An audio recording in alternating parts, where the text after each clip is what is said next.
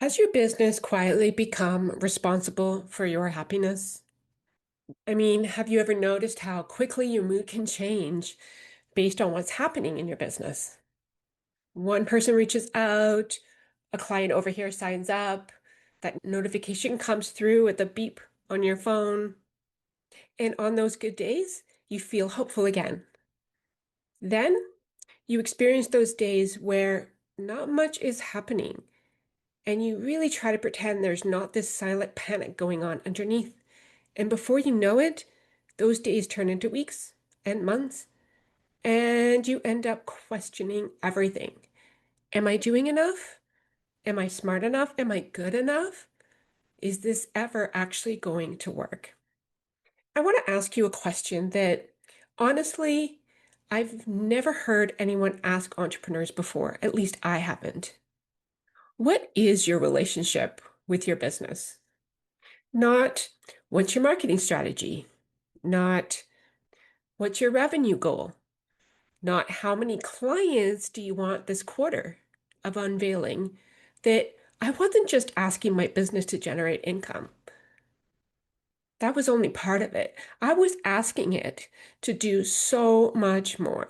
If I'm being honest, I was asking my business to reassure me, to validate me, to prove that I was not failing, and somehow to tell me I was on the right track. I was counting on my business to take me to the summit of success, to make me feel secure, so I could finally shout from the mountaintops and say, Yay, I did it. I'm successful. I'm not broken.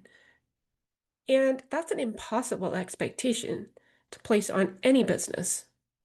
And here's what I've come to understand.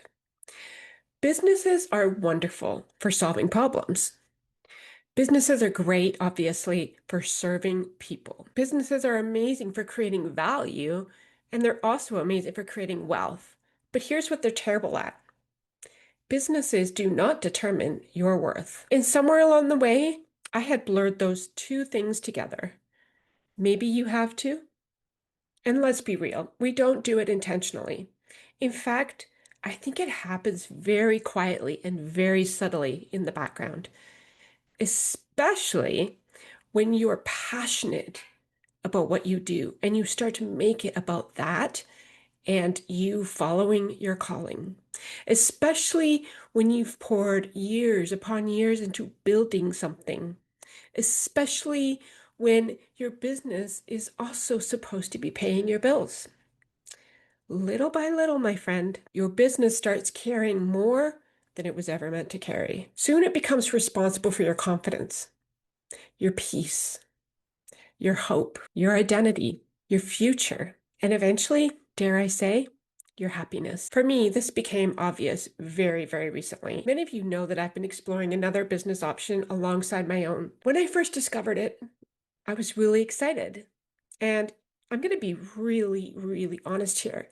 I was also hoping, really hoping that it would rescue me, that this would finally be the thing that would save me. It would solve everything. It would remove all of that pressure that I've been carrying for years. And once I came to see the pattern, that realization stopped me in my tracks. Because the truth is, no opportunity of any kind anywhere should ever have that kind of responsibility.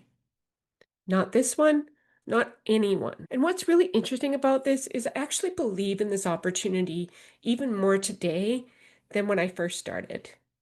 However, it's for a completely different reason. Now, it's not because I expect it to save me. Because if I'm honest, that was the hope. It's because I actually see it now for what it is. It's a practical tool.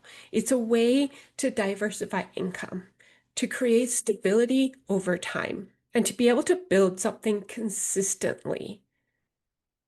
That's more like what you might call a healthy relationship, right? It's very different than asking that opportunity, that business model to fix me and to fix my life. And honestly, I can't help but wonder how many entrepreneurs are carrying the same weight that I'm carrying without even necessarily realizing it.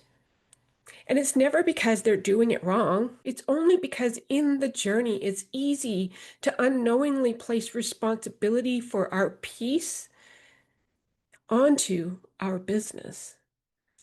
So here's a question that I'd love for you to sit with this week. What is your business currently responsible for? Is it simply responsible for creating value and generating revenue? Or, and this is going to require some raw honesty, has it quietly become responsible for your confidence, for your sense of purpose, for your identity? Has it become responsible for your peace, for your sense of success, for you to know that everything is okay? Because if those things have become part of the equation, you may be carrying a burden that was never meant for you to carry. And I would highly suggest, instead of carrying it for 15 years, it'd be great to put it down. One thing that's helping me to rebuild that relationship is learning to actually think differently about income, about time, about where I put my effort, not about my emotions, because apparently they were running the show. I'm talking about practicality. I'm talking about how to make the right moves to create the greatest amount of income. So what I'm doing today is I'm linking a free resource below called the 2-hour workflow. And I have to tell you, it's something that is completely shifting the way I think about my work, what I'm doing, and why. It's something I'm personally still trying to learn myself. And the fact that it's helping me to think differently about how to build an additional stream of income alongside my business, it's changed everything. It's taking the pressure off. And here's the thing, I'm not sharing it because I think it's a magic solution. Here, take this pill and suddenly everything's going to be amazing. That's not true. Nothing out there can do that for us. I'm sharing this because it's a solution that I think is practical.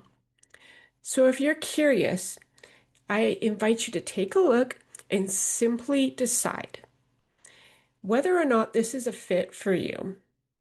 I have a feeling that this conversation is only the beginning because I don't think that the biggest question entrepreneurs are faced with is how do I build a better business? Actually, I think the better question to ask is who am I becoming while I build it? And maybe, well, just maybe building differently begins by changing our relationship with the very thing that we've been asking to carry too much for too long. What would it look like to lighten the load? Thank you so much for being here. And until next time, ask yourself this question. What might it look like to build differently?